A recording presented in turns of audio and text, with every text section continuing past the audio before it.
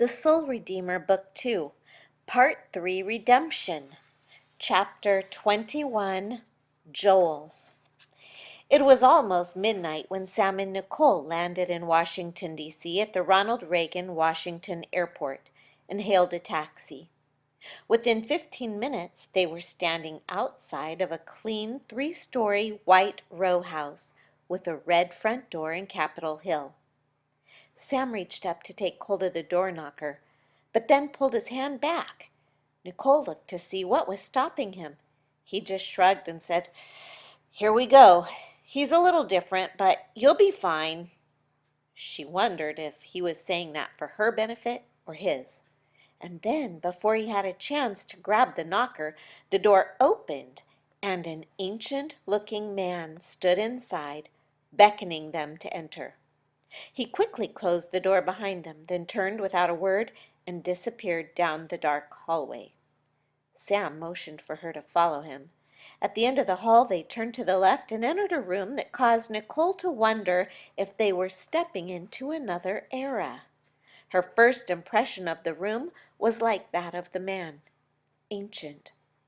There were several pieces of Queen Anne furniture, giving it an air of antiquity, and most of the walls were covered with bookcases.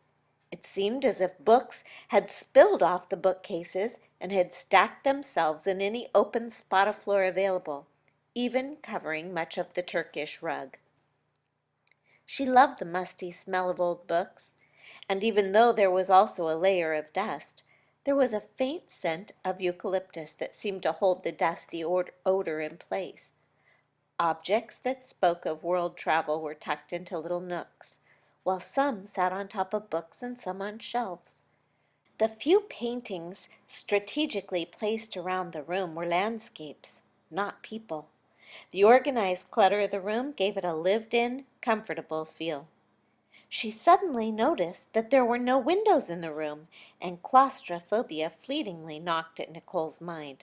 But in quick evaluation, she felt nothing evil. She realized that she was feeling something unidentifiable, yet comforting.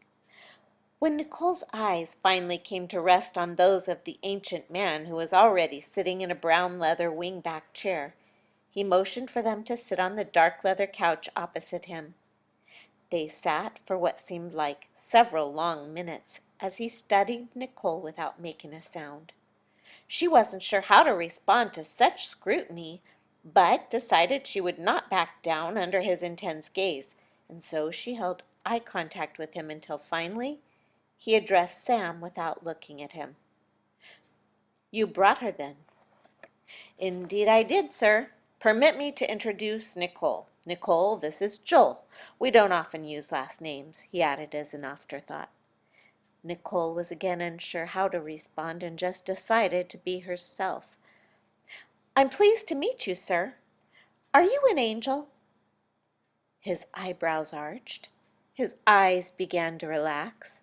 The corners of his mouth curved upward, and he began to chuckle. "Young lady, I thank you. I can't remember the last time I was so amused. You are a breath of fresh air, and I will call you Breeze." Nicole heard Sam slowly release his breath. He was nervous in the company of this man. She wondered if he was nervous because of her, or if he was always this way in the man's presence. Joel continued, "We may not use last names, however. We do use pseudonyms. I'll bet that Sam has not told you his," he said in a teasing tone. "No, sir, he hasn't, unless it's Bob." "Well, I'm not one to let the cat out of the bag. You'll find out soon enough, I'm sure," he said. "As for answering your other question, let me ask one of you. What would cause you to ask if I was an angel? Do I appear to be that far gone?" "Oh, no, sir, it's not that at all," Nicole said. "It's just that lately I seem to be running into a lot of them, and about the time I get used to them, they disappear. I just thought it would be better to know up front so that if you're an angel, then I could prepare myself not to be so disappointed when you leave." And then the Ancient One laughed. "You see, I've named you correctly, Breeze. No, I am far from being an angel, but I am a child of God. just as I know you are as well. Nicole nodded. I have another question. May I ask it? Yes, of course, he said, although I cannot promise to answer. I understand, Nicole said. I sense something here in you, and I can't quite place it. It seems somehow familiar. I don't know you, sir, but I know that you are a man of reputation and importance, and as such, I should be anxious or fearful. But I'm not. This may be presumptuous of me, but what is it that I am sensing? Joel answered, I do not think you are being presumptuous. Your discernment is accurate. However, I am going to allow the Holy Spirit to reveal the answer to you in His time. He stood to his feet as if he were a man half of the age he looked to be.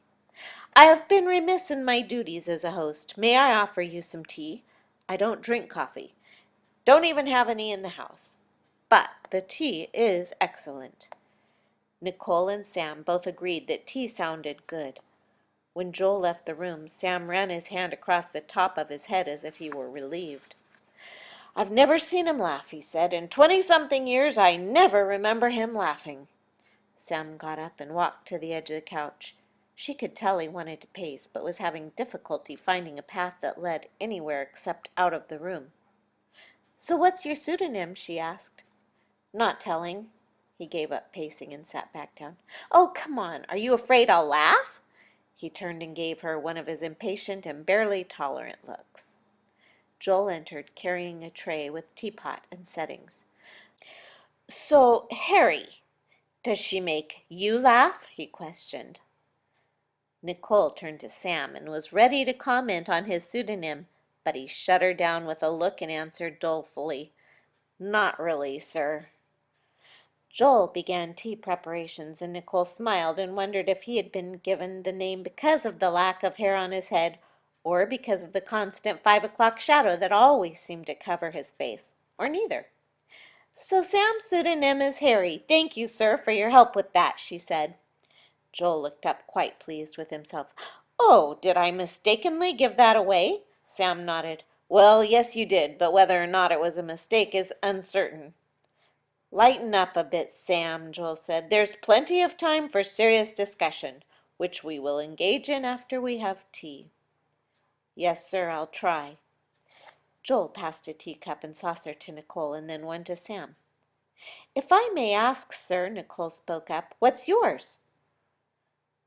He smiled. My what? Oh, my pseudonym? I'll not give it away just yet. He looked at Sam, and neither will you, Harry. Then he asked, So, Breeze, my girl, if you were to name me, what would it be?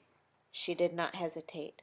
Ancient, sir, and I mean that in a good way, as is in all good things that come with age, such as the learning of wisdom. Ancient. He said, I like it. I may have to use it one day. They sat quietly for a moment, enjoying the tea. Nicole was fascinated as she looked around the room at the collage of a lifetime, and suddenly she knew.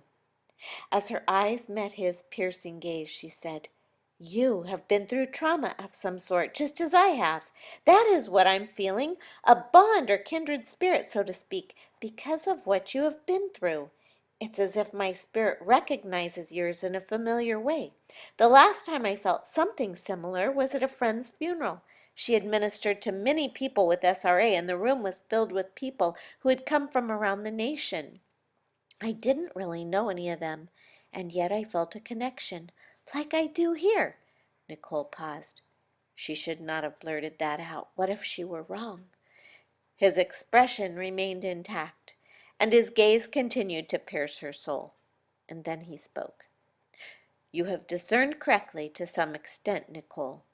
I was a victim of trauma-based mind control as a young child. You are sensing the bond of this type of suffering that we share. However, it goes deeper than that. All will be revealed in time. Joel looked into his teacup and swirled the remaining dark liquid around. In that system, he said, each slave is assigned a role or task depending on their abilities. But because of my high intelligence and creative ability factors, I was raised up and trained as a programmer. He took a deliberate sip of tea, then placed it back on its saucer and set it down on the table beside him. He asked, "Do you understand what that means, Nicole?" "Yes, I believe I do." He looked directly into her eyes.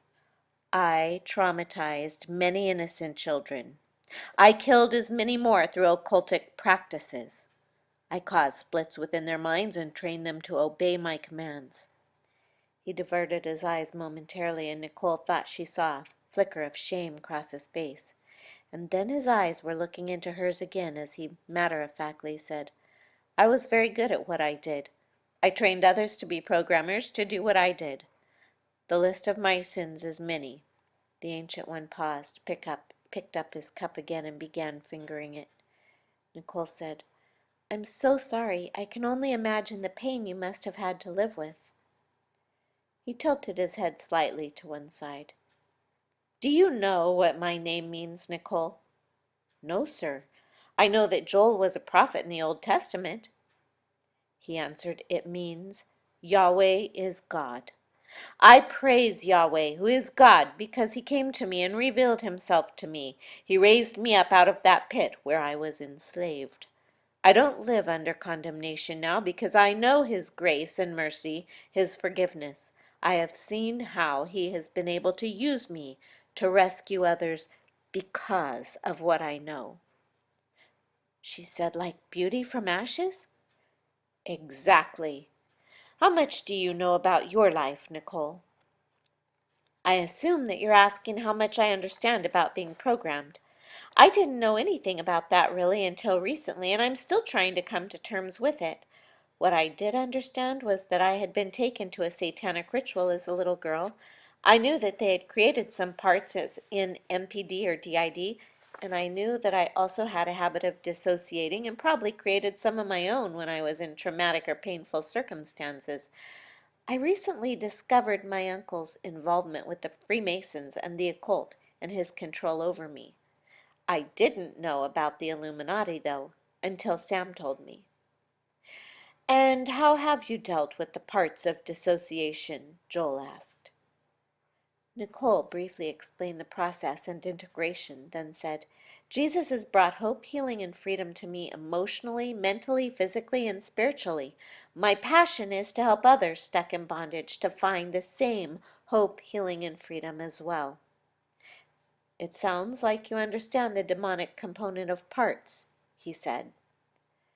She took the last sip of her tea. "Yes, in my experience, demons are usually assigned to the parts either by another person or as a result of the belief in a lie that opens the door for them.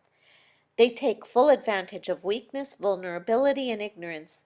In either case, I've never encountered a part that is not under the influence of at least one demon. I've learned to deal with them in the power and authority of Jesus Christ." Joel said, "The Holy Spirit has taught you well, Breeze. You've learned to deal with the spiritual realm. Now you must learn how to take back control of your physical body. But it is late, and I'm sure you will be able to think more clearly in the morning. I'll show you both to your rooms."